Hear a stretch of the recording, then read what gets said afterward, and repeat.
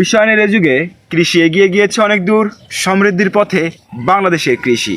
দর্শক বন্ধুরা, কৃষিভিত্তিক ভিডিও নিয়ে আবারও হাজির হয়েছি আপনাদের সামনে।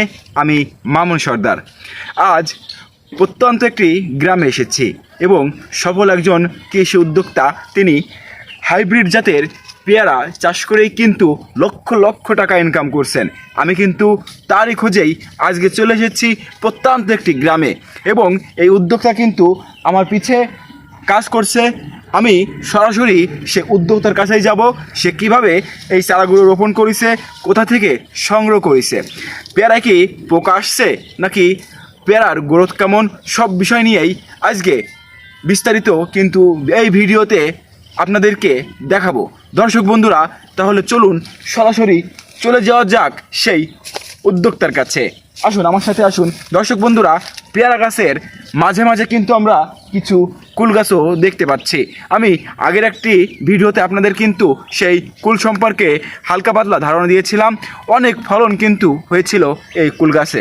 দর্শক বন্ধুরা, যেহেতু কুলের সিজন শেষ, সেহেতু এখন কিন্তু পেয়ারার সিজন শুরু এবং প্রত্যেকটি গাছে কিন্তু দর্শক বন্ধুরা অধিক পরিমাণে পেয়ারার ফলন আমরা দেখতে পাচ্ছি। আমরা সরাসরি চলে যাব সেই কৃষি উদ্যোক্তার সামনে। তাহলে আসুন যা যাক।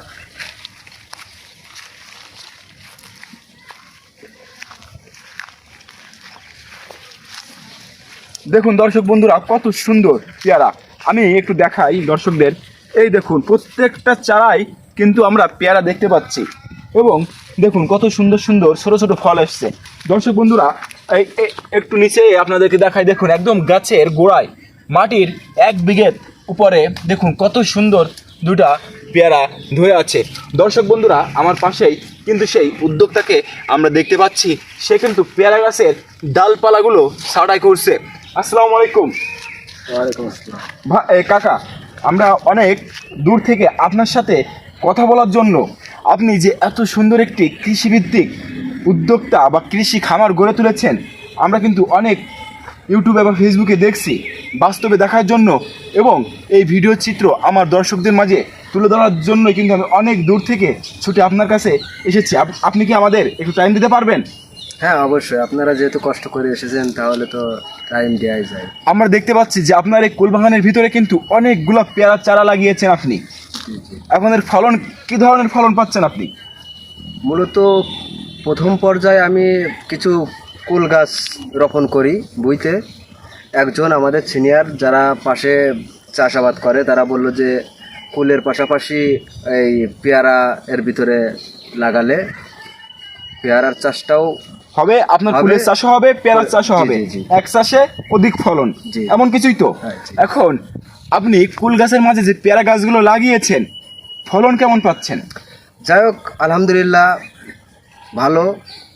আমি ওই বছরকালীন কুলের ফলনটাও ভালো। কুলে যাই হোক যে টাকা পাই, তার থেকে মাঝে মাঝে মনে করো যে এই যে সিজনালি পেয়ারা। এখন আমরা কি একটা পেয়ারা খেয়ে দেখতে পারি? অবশ্যই। তাহলে যেহেতু কাছে আপনার হাতে রয়েছে, আপনি একটা পেয়ারা কাটেন, দেখি আমি ভিতরটা কেমন পুষ্ট হয়েছে, যদি একটু দেখাইতেন একটা। যাই হোক, তাহলে আপনারা যেহেতু পেয়ারা খাইবেন, তাহলে একটু ভালো দেখে দেখেন। আমরা একটু ঘুরে ঘুরে দিই। হ্যাঁ, আমরা একটু ঘুরে ঘুরে দেখি আপনার পিছু। অনেক পেয়ারা গাছই তো আপনি লাগিয়েছেন এর ভিতরে। এই যে কতটুকু, মানে কত পিস পেয়ারা গাছ হইতে পারে? 150-200 হবে।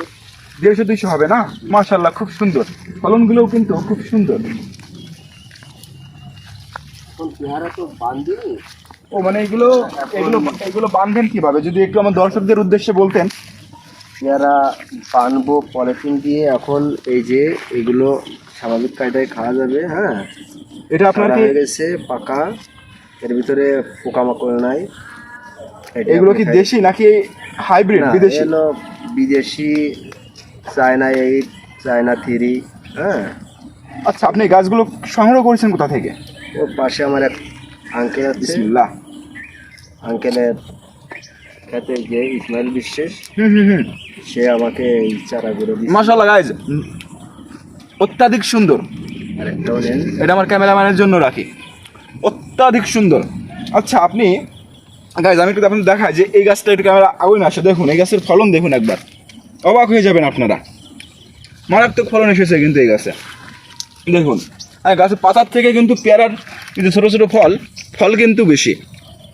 এখন আপনি কি পোকার আক্রমণ পেয়ারায় কেমন? এখন বর্ষার সিজনে পোকা প্রতিরোধ করতে হয়, পোকা আক্রমণটা বর্ষার সিজনে খুবই, হ্যাঁ, শীতকালীন তেমন একটা না।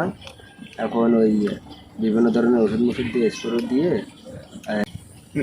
পেয়ারা এবং কুল একই ক্ষেতে চাষ করতেছেন, দুটার ভিতরে লাভ আপনি কোনটাই বেশি আপনি এর অনুমান করেন যে লাভ এই ফলটিতে আমার লাভ বেশি হচ্ছে কোনটাই? পেয়ারা তো আসলে 12 মাস কালই টুকটাক করে বিক্রি করা হয় বাজারে। পেয়ারা বর্তমান কিন্তু 12 মাস কালীন ফল হয়ে গেছে দর্শক। আর বড়ইটা হলো ধরো বছরের শেষে 1 বছর অপেক্ষা করতে হয়, সেক্ষেত্রে পেয়ারার চাষটাই আমার কাছে বেটার মনে হয় সবসময়, মানে বাজারে। আচ্ছা, আপনি কি ধরনের সার ইউজ করেন পেয়ারা গাছের জন্য স্পেশালি? পেয়ারা গাছের জন্য আমি হলো ওই কিছু ফসফেট, পটাশ, তারপরে জীব সার, বিভিন্ন ধরনের রাসায়নিক ওষুধ, তারপরে ঢ্যাপ।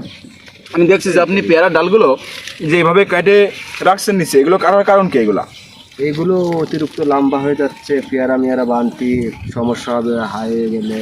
এই যে ডাল কাটতেছেন, এতে পেয়ারার কোনো সমস্যা হবে না তো? না না না, এগুলো কাটে দিতে হয়। আর তারপরে এই যে আমি যেগুলো ফলন আইছে ওষুধ ঠিক মতো পেয়ারার গায়ে পড়বে, হ্যাঁ, এটা স্প্রেটা করলে সব পেয়ারার গায়ে সঠিকভাবে সঠিক জায়গায় পৌঁছায়। তারপরে বাঁধতে হবে, পিপি বাঁধতে হবে, সেগুলো ধরে ঝামেলা হয় ওই ডালপালা থাকলে। তো সর্বক্ষেত্রে আমার সুবিধার কারণে বা চাষের সুবিধার কারণে সবাই এটা করে, আমি ওইটা করতেছি। এই আপনি কি নিজেই আপনার খেতে আপনি কি নিজেই শ্রম দেন নাকি পাশাপাশি লোকজন? হ্যাঁ, আমি মাঝে মাঝে নিজেও শ্রম দিই, আবার কিছু মানে জন দিন মজুরি নিয়ে আসি তাদের দিয়ে কাজ করে। পেয়ারাটা দেখুন একবার, একটা পোকা ওর আক্রমণ করে কিন্তু নেই, কিন্তু মারাত্মক মিষ্টি পেয়ারাটা গাছ। আমি